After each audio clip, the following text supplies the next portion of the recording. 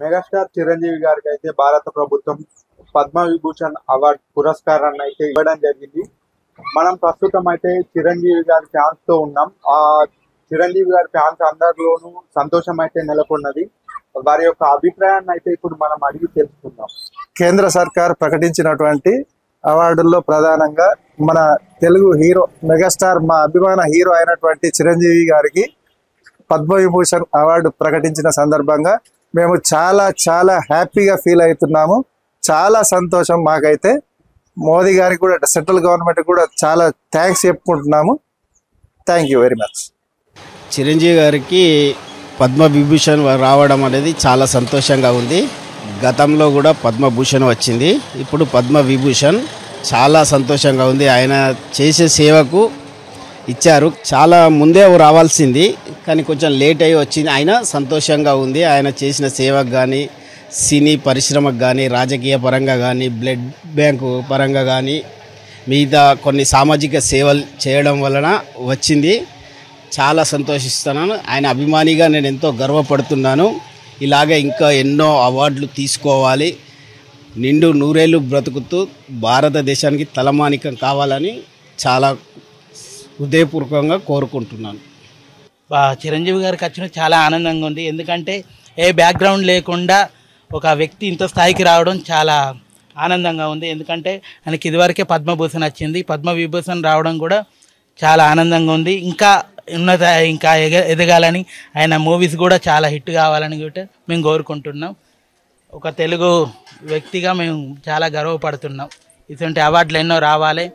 ఇంకా కొన్ని ముందు సినిమాలు చేస్తూ తన ఉండి ఎందరినో నడిపించిన వ్యక్తిగా మేము అనుకుంటున్నాం. చాలా ఆనందంగా ఉంది.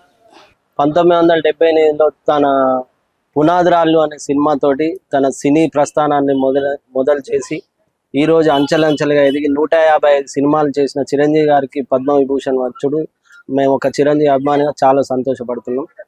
ఎన్నో సేవా కార్యక్రమాలు చేసి 1414 కళ్ళ నేత్రదానాల సేవా కార్యక్రమాలు చేపించి తన రక్తదాన కార్యక్రమాలు ఎన్నో చేసి చాలామంది అభిమానుల ప్రాణాలు రక్తదానంతో కాపాడిన చిరంజీవి గారికి మేము అభిమాని అయినందుకు చాలా గర్వపడుతున్నాం.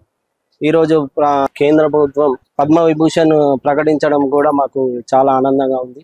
ఇలాంటి ఎన్నో ఆయన సాధించాలి. మా అభిమానులకు కూడా ఎన్నో తను ఇలాంటి కార్యక్రమాలు ఎన్నో చేయాలని మేము కోరుకుంటున్నాము. తన అభిమాని అయినందుకు, పవన్ కళ్యాణ్ గారి అభిమాని అయినందుకు నేను చాలా సంతోషపడుతున్నాము. ఇలాంటి సేవా కార్యక్రమాలు మేము కూడా ఎన్నో ముందు చేయాలని కోరుకుంటున్నాం. 2024 గణతంత్ర దినోత్సవాల సందర్భంగా కేంద్ర ప్రభుత్వం 5గురికి పద్మవిభూషణ్ అవార్డు ప్రకటించడం జరిగింది. అందులో భాగంగా తెలుగు రాష్ట్రానికి చెందినటువంటి వెంకయ్య నాయుడుకు మరియు చిరంజీవికి ఈ 2వ అత్యున్నత పురస్కారం దక్కడం అనేది తెలుగు వారి గర్వకారణంగా భావిస్తున్నాం. చిరంజీవి గురించి చెప్పాలంటే ఆయన దిగువ స్థాయి కుటుంబం నుంచి వచ్చి అంచెలంచెలుగా ఎదగడం జరిగింది. ముఖ్యంగా తెలుగు చిత్ర పరిశ్రమలో తనకంటూ ఒక ముద్ర వేసుకున్నాడు. ఈ చిరంజీవి గురించి చెప్పుకుంటూ పోతే రక్తదాన శిబిరాల ద్వారా తన యొక్క సేవను కూడా ఉమ్మడి ఆంధ్రప్రదేశ్లో అందించడం జరిగింది.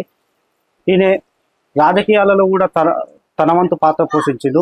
ప్రజారాజ్యం అనే పార్టీని స్థాపించి కొంతకాలం ఎమ్మెల్యే కొనసాగిండు. అదేవిధంగా 2014 నుండి 18 మధ్య రాజ్యసభ సభ్యునిగా కొనసాగడం జరిగింది. ఈ ఖ్యాతి అనేది ఒక చిరంజీవికే దక్కదు. మొత్తం సుమారు తెలంగాణ, ఆంధ్రప్రదేశ్లో ఉన్నటువంటి 10 కోట్ల తెలుగు ప్రజలకు ఒక గొప్ప గౌరవంగా భావిస్తున్నాం.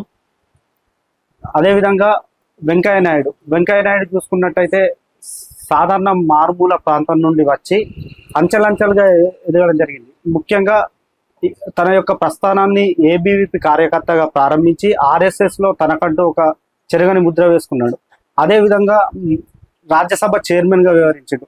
ముఖ్యంగా రాజ్యసభ చైర్మన్గా వ్యవహరించే టైంలో తను చాకచక్యంతో 370 ఆర్టికల్ను ఆమోదింపడేందులో కీలక పాత్ర పోషించాడు. ప్రతిపక్షాలు ఎంత వద్దని వాదించినప్పటికీ ఒక్కళ్ళను కూడా సస్పెండ్ చేయకుండా 370 ఆర్టికల్ను అమలు చేయడంలో తన పాత్ర మర్చిపోలేదు.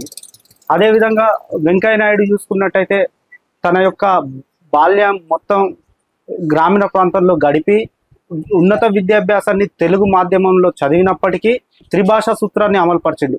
ఆయనే మాటల వాగ్దాటి అని ప్రత్యేకత. అంటే తాను అవ్వకుండా ఇంకో నొప్పించకుండా వెళ్ళవలసినటువంటి విషయాన్ని అందరికీ చేరవేస్తాడు. తను మాట్లాడుతూ ఉంటే ప్రతిపక్షాలు కూడా బెంబెత్తిపోతాయి. ఈయన మోడీ ప్రభుత్వ హయాంలో కేంద్ర పట్టణాభివృద్ధి శాఖ మంత్రిగా, అదేవిధంగా ఉపరాష్ట్రపతిగా సేవలు అందించింది. ఈ ఇద్దరికి అవార్డులు దక్కడం అనేది మాకు చాలా గర్వకారణంగా ఉంది. అంటే భారతదేశంలో తెలుగు వారికి కూడా ఒక గుర్తింపు రావడం అంటే అది కేవలం వాళ్ళిద్దరికే కాదు, యావత్తు ప్రపంచంలో ఉన్నటువంటి తెలుగు మాధ్యమం మాట్లాడే అందరికీ వర్తిస్తుందని నా యొక్క అభిప్రాయం. నా పేరు రంజిత్ కుమార్, మా ధర్మపురి. ఈరోజు చిరంజీవి గారికి పద్మవిభూషణ్ అవార్డు ప్రభుత్వం ప్రకటించడం చాలా గర్వంగా ఉంది. తను పునాది రాళ్ళు అనే సినిమా నుండి ఒక విలన్గా స్టెప్ వేసుకొని ఒక అంచెలంచెలుగా supreme hero, mega hit, mega power, megastar ఇలా ఒక అంచెలంచెలుగా ఎదిగి మంచి స్థాయికి, ఉన్నత స్థాయికి చేరుకోవడం చాలా గర్వంగా ఉంది. అదేవిధంగా సామాజిక సేవలో కూడా రక్తదానం కానివ్వండి, నేత్రదానం కానివ్వండి, మొన్నటికి మొన్న కరోనా టైంలో ఆక్సిజన్ సప్లై చేయడం, చాలా మందికి అన్ని విధాలుగా సేవ చేసుకుంటూ మంచి ఉన్నత స్థానానికి వచ్చి ఒక పద్మవిభూషణ్ అవార్డు తీసుకోవడం చాలా గర్వంగా ఉంది. ఆయన అభిమానిగా చాలా హ్యాపీగా ఫీల్ అవుతున్నాను.